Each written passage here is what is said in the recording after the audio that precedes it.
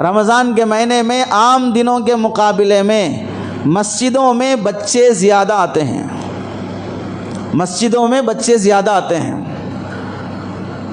عام دنوں میں اتنے بچے مسجد میں دکھائی نہیں دیتے، لیکن رمضان کے مہینے میں آتے ہیں۔ افسوس یہ ہے رمضان کے مہینے میں بچے آتے ہیں، انہیں معلوم نہیں ہوتا مسجد کا ادب کیا ہے، کیسے رہنا چاہیے۔ وضو بنانے کے لیے نل کھول دیتے ہیں، پانی جاتے رہتا ہے۔ وہ جان بوجھ کر غلطی نہیں کرتے، جان بوجھ کر شرارت نہیں کرتے، وہ معصوم ہیں، انہیں غلطی کیا گناہ کیا معلوم نہیں ہوتا ہے۔ اس واسطے وہ ہمیں دیکھ کر سیکھنا چاہتے ہیں، ہمیں دیکھ کر سیکھنا چاہتے ہیں۔ ہم رکعت باندھ کر کھڑے ہو گئے، ان کو معلوم ہی نہیں رکعت کیا چیز ہے، رکوع کیا چیز ہے، سجدہ کیا چیز ہے، ہماری نقل کرنا چاہتے ہیں۔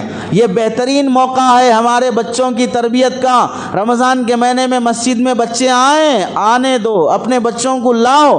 5 سال سے بڑی عمر کے جتنے بھی بچے ہیں ان بچوں کو اہتمام سے لاؤ، محبت سے پیش آؤ۔ کوئی نمازی کسی بچے کے ساتھ بدتمیزی نہ کرے۔ نل کھول دیا، ڈانٹ رہے، اے نل بند کرو، تم پیچھے جاؤ، یہاں کھڑے ہو گئے، گریبان پکڑ کے کھینچ رہے۔ ایک آڈیو کسی بندے نے ڈالا، بچہ صف میں نماز میں سجدے میں ہے، سجدے میں ہے، اور ایک بیل قسم کا انسان آ کر لات مار کر بچے کو ہٹا رہا ہے، پیر مار کر بچے کو سجدے کی حالت میں ہٹا کر خود نماز میں کھڑے ہو رہا ہے۔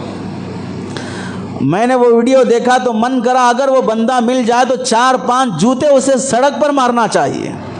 اتنی عقل نہیں ہے کہ بچہ معصوم ہے، تیرے سے پہلے آ کر سب میں وہ سجدے میں پڑا ہوا ہے، اور تو بیل قسم کا بازار میں چرتا ہوا جانور اور اس بچے کو آ کر لات مار رہا ہے۔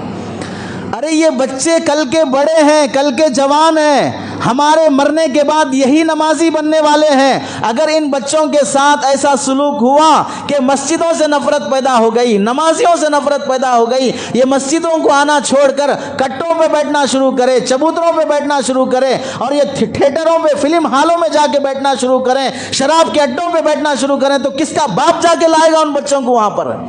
مائیں تڑپتی رہ جاتی ہیں کہ بچہ آوارہ ہو گیا، اسے کون سدھارے گا؟ ایک ماحول اور موسم ہے بچوں کے سدھرنے کا۔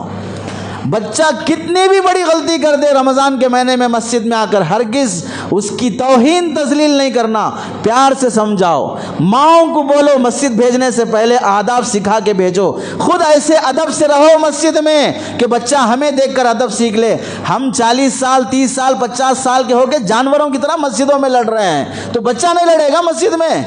کمیٹیوں کے جھگڑے، ان کے جھگڑے، ان کے جھگڑے، یہ ٹاپک تو اتنا لمبا ہے کہ اس پر بھی 1 گھنٹہ ہونا چاہیے۔ رمضان میں جھگڑوں کی ایک ٹاپک ہے، کون کون رمضان میں جھگڑے کرتے ہیں، اور اس میں اتنی غلیظ حرکتیں ہوتی ہیں، اللہ کی پناہ۔ اب تو موضوع بدل جائے گا، جب ہم لڑتے ہیں رمضان کے مہینوں میں تو چھوٹے بچے لڑیں تو کیا ہوا؟ ہمارا لڑنا گناہ ہے، ان کا لڑنا گناہ نہیں ہے، وہ محبت میں لڑتے ہیں، 2 منٹ پہلے لڑے اس کے بعد مل لیتے ہیں۔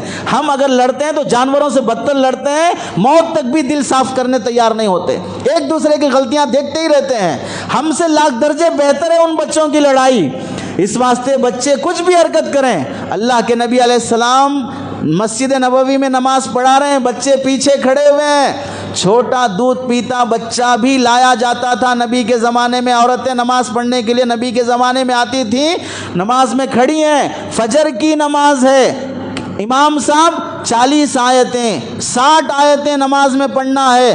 بچے کی رونے کی آواز آئی پیچھے سے، سرکار دو عالم صلی اللہ علیہ وسلم نے 40 آیتیں جہاں پڑھنا ہے وہاں پر انا اعطیناک الکوثر 3 آیتیں پڑھ کے رکوع میں جا رہے ہیں، 3 آیتیں پڑھ کر نماز کے بعد فرماتے ہیں میرا من کر رہا تھا کہ میں لمبی قرات کروں، لیکن بچے کے رونے کی آواز آئی، وہ بچہ دودھ کے لیے رو رہا ہے، اس کی ماں بے چین ہوگی، اس واسطے میں نماز کو مختصر کر دیا۔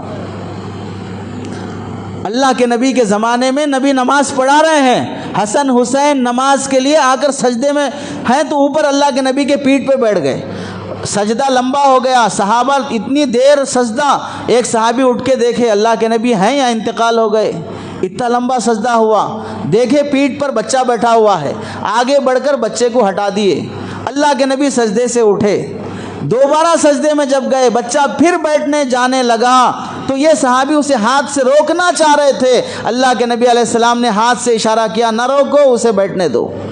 کہاں؟ نبی کے اوپر مسجد میں نماز کی حالت میں سجدے میں بیٹھنے جا رہا بچہ. کتنا برداشت کیا اللہ کے نبی علیہ السلام نے بچوں کو. اس واسطے رمضان کے مہینے میں کسی بچے کا گریبان پکڑ کے کھینچنا، پیچھے کر دینا، ڈانٹ دینا، پیار محبت سے بازو کھڑا کر لو. ہمارے عمل سے مسجدوں سے محبت پیدا کرو. کل ہم اتنی خدمت نہیں کرتے جتنا یہ بچے کرتے ہیں. افطار کے لیے دیکھ لو، مسجدوں میں افطار کا انتظام ہوتا ہے، پاکی صفائی کرنا ہے، مؤذن کا ساتھ دینے والے بڑے لوگ ہوتے ہیں یا چھوٹے بچے ہوتے ہیں؟